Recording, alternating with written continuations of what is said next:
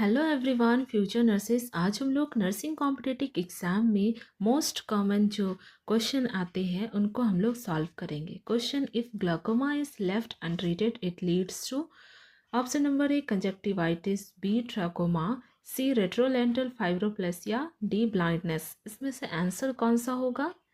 Answer होगा D, blindness. Okay, तो यहाँ पे हम लोग समझते हैं कि क्वेश्चन क्या कह रहा है। क्वेश्चन में लिखा है कि ग्लाकोमा को अगर हम लोग ट्रीट नहीं करते हैं तो इससे क्या हो सकता है? ये क्या कर सकता है? ब्लाइंडनेस को कॉज कर सकता है। ओके, तो ग्लाकोमा क्या है? ग्लाकोमा एक ग्रुप ऑफ आई डिसऑर्डर है। इसमें ग्रुप ऑफ डिसऑर्डर्स होते हैं और इसका मुख्य कारण है ऑप्टिक नर्व का डैमेज होना या फिर इंक्रीज आई प्रेशर। ठीक है, और इसके सिम्टम्स होते हैं बैड हेडेक होना, नॉजिया वॉमिटिंग होना, ब्लर विजन होना, आई रेडनेस होना एंड आई पेन होना। ओके, ये इसके मुख्य लक्षण है। समझ गए?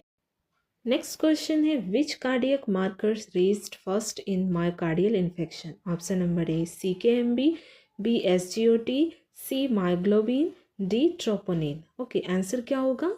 Option number C, myoglobin. Okay, तो यहाँ पे क्वेश्चन कह रहा है कि मायोकार्डियल इन्फेक्शन के दौरान कौन सा कार्डियक मार्कर रिलीज होता है हमारे बॉडी में? ओके, तो कार्डियक मार्कर है मायोग्लोबिन। जब मायोकार्डियल इन्फेक्शन होता है तो मायोग्लोबिन कार्डियक मार्कर्स बढ़ता है और इसका लेवल कहाँ पे बढ़ेगा? ब्लड में। ओके, तो ये जो कार्डियक बायोमार्कर्स है ये एक सब्सटेंस है जो कि ब्लड स्ट्रीम में रिलीज होते हैं। और ये कब होंगे? जब हमारा हार्ट डैमेज होगा या फिर कुछ स्ट्रेस में होगा। ओके, यहाँ पे और भी कार्डियक मार्कर्स है जैसे कि CKMB।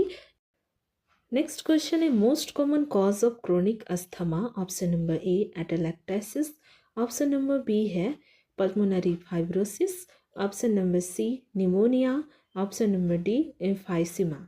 इसमें से आंसर कौन सा होगा? आंसर होगा ऑप्शन नंबर डी एम्फाइसीमा। तो यहाँ पे क्वेश्चन कह रहा है कि क्रोनिक अस्थमा का मोस्ट कॉमन कॉज क्या है? इसका मोस्ट कॉमन कॉज होगा एम्फाइसीमा। क्रोनिक अस्थमा क्या है? क्रोनिक अस्थमा एक लंग्स डिजीज़ है जिसमें लंग्स का नैरोइंग, ब्रीदिंग डिफ़िकल्टी होता है और ये एम्फाइसीमा मोस्ट कॉमन कॉज है क्रोनिक अस्थमा का।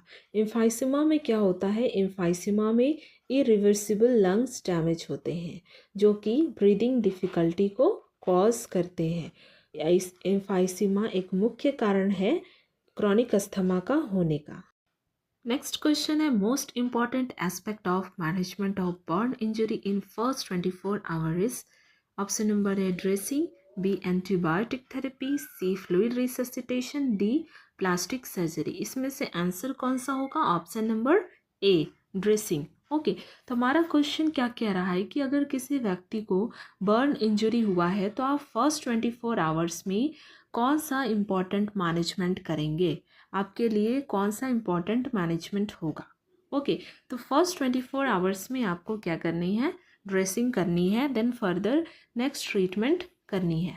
तो ड्रेसिंग आप कैसे करेंगे? सबसे पहले बर्न एरिया को ठंडा करेंगे। उसके लिए आप ठंडे पानी को डालेंगे और साफ़ करेंगे। देन उसके बाद कैसे साफ़ करेंगे? आप जो भी टाइट आइटम्स होंगे बर्न एरिया में उसको रिमूव करेंगे, देन उसको क्लीन ड्राई ड्रेसिंग से कवर करेंगे। समझ? नेक्स्ट क्वेश्चन है, most common site of carcinoma in pancreas?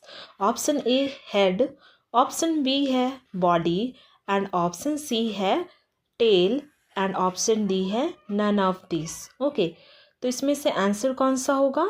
Option number A, head. Okay, तो कार्सिनोमा मीन्स क्या होता है? Common and malignant type of cancer होता है ये। और यहाँ पे क्वेश्चन कह रहा है हमारा पैनक्रियास के कौन से पार्ट्स में कार्सिनोमा होने के चांसेस ज़्यादा होते हैं? ये कॉमन साइट है।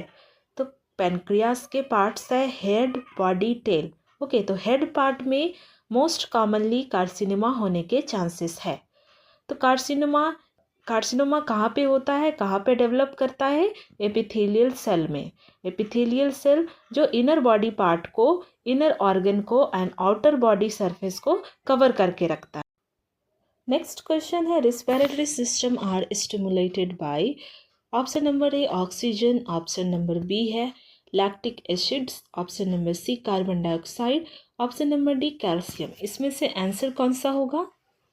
Option number C carbon dioxide. अब हम लोग समझेंगे क्वेश्चन क्या कह रहा है। क्वेश्चन कह रहा है कि रेस्पिरेटरी सिस्टम किससे स्टिमुलेट होता है? ये कार्बन डाइऑक्साइड के लेवल से ये स्टिमुलेट होता है। अगर कार्बन डाइऑक्साइड की मात्रा ज़्यादा है तो ये स्टिमुलेट होगा, रेस्पिरेटरी सिस्टम और भी ज़्यादा स्टिमुलेट होगा। स्टिमुलेट होना मतलब रेस्पिरेटरी रेट का बढ़ना, ठीक है। रेस्पिरेटरी सिस्टम में इनहेलेशन और एक्सहेलेशन होता है, inhalation of oxygen and exhalation of carbon dioxide. तो ऑक्सीजन, जब ऑक्सीजन की मात्रा सही रहेगा हमारी बॉडी में तो रेस्पिरेटरी सिस्टम स्टिमुलेटेड नहीं होगा, नॉर्मल होगा। लेकिन जैसे ही कार्बन डाइऑक्साइड की मात्रा बढ़ेगी रेस्पिरेटरी सिस्टम स्टिमुलेट होगा।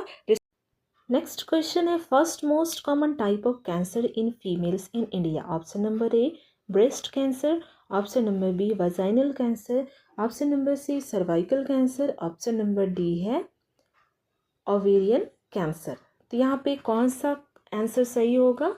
Option number C cervical cancer हमारे इंडिया में मोस्ट कॉमन है जो कि फीमेल में पाया जाता है, ठीक है। तो हमारा क्वेश्चन क्या कह रहा है कि फीमेल्स में, हमारे इंडिया में फीमेल्स में सबसे ज़्यादा होने वाले कैंसर कौन से हैं? तो सबसे ज़्यादा होने वाले कैंसर होंगे सर्वाइकल कैंसर, जो कि आज के डेट में हमारे इंडिया में फर्स्ट नंबर पे है। और इस कैंसर के वजह से कई जो फीमेल्स होते हैं वो ग्रसित पाए जाते हैं। ओके, तो इसमें मोस्ट कॉमन कॉजेस होता है सर्वाइकल कैंसर का papilloma virus, okay, infection of human papilloma virus. Okay, तो इन्फेक्शन से प्रिवेंट करना बहुत ज़रूरी है।